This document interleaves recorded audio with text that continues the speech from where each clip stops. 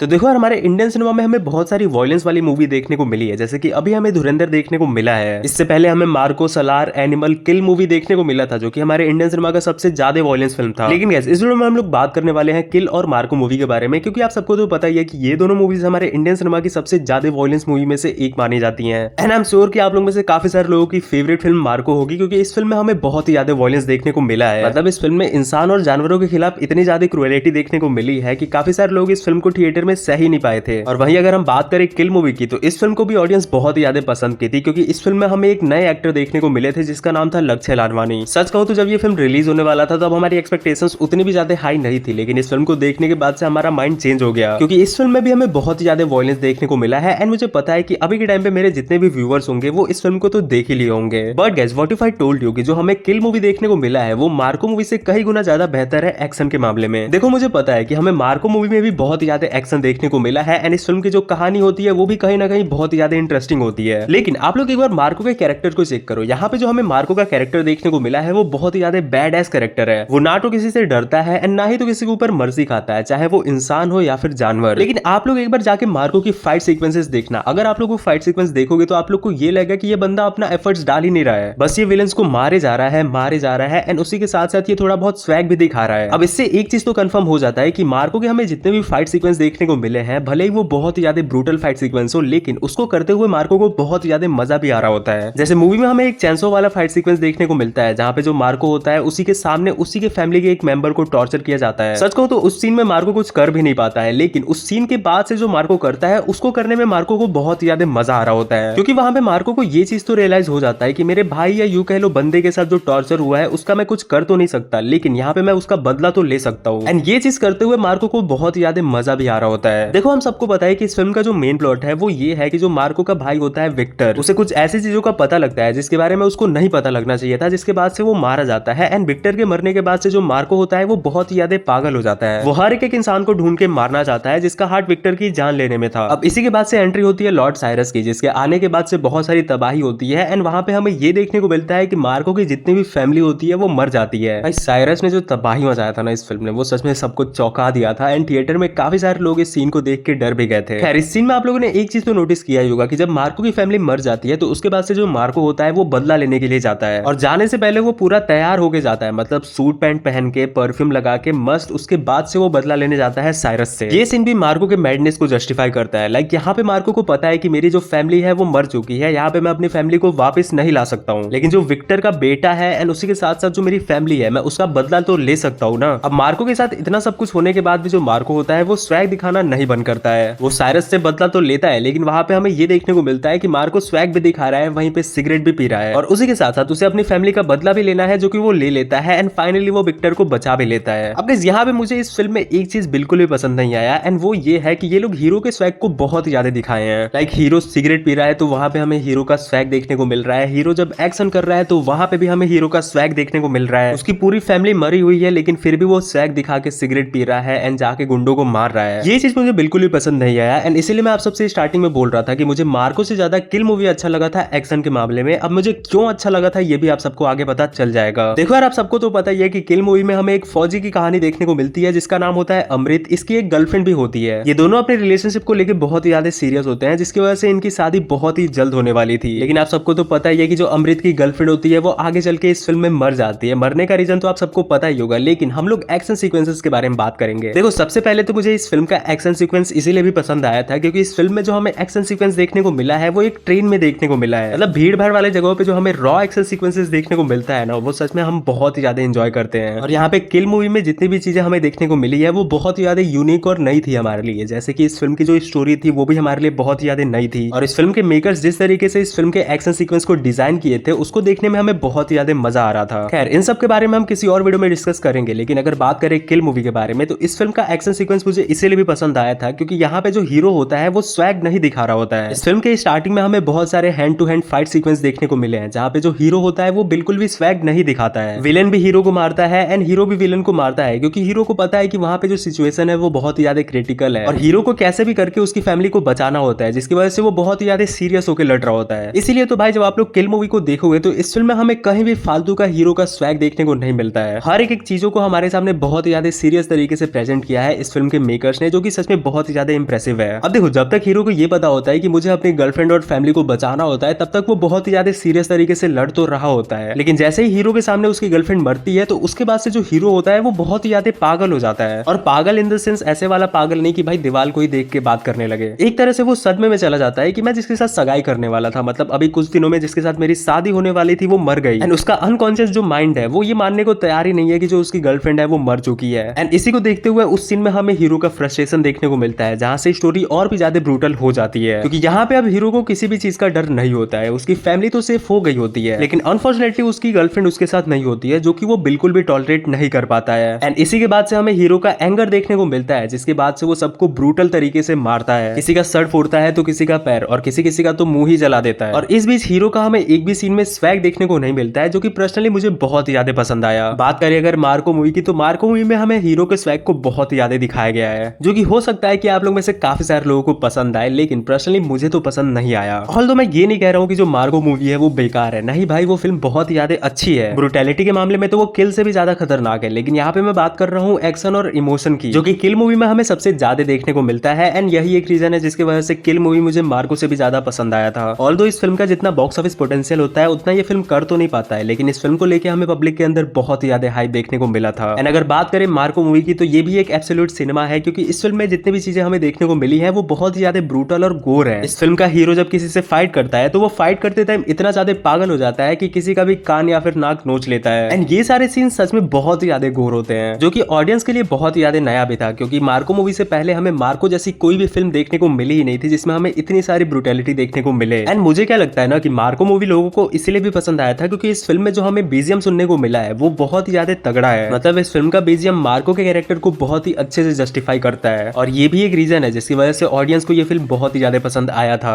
खैर आप लोग बताओ, आप लोग का क्या कहना है मेरे इस वीडियो पे, मुझे कमेंट में जरूर से बताना। एंड अगर ये वीडियो थोड़ी सी भी अच्छी या फिर थोड़ी सी भी इंफॉर्मेटिव लगी होगी तो प्लीज मेरे चैनल को सब्सक्राइब भी कर लेना, क्योंकि आप सबके एक सब्सक्राइब से मुझे बहुत ही ज्यादा मोटिवेशन मिलता है। तो प्लीज एक लाइक और एक सब्सक्राइब करके मुझे मोटिवेट कर देना। चलो फिर मिलता है अगले वीडियो में, तब तक के लिए ख्याल रखो अपना, बाय बाय।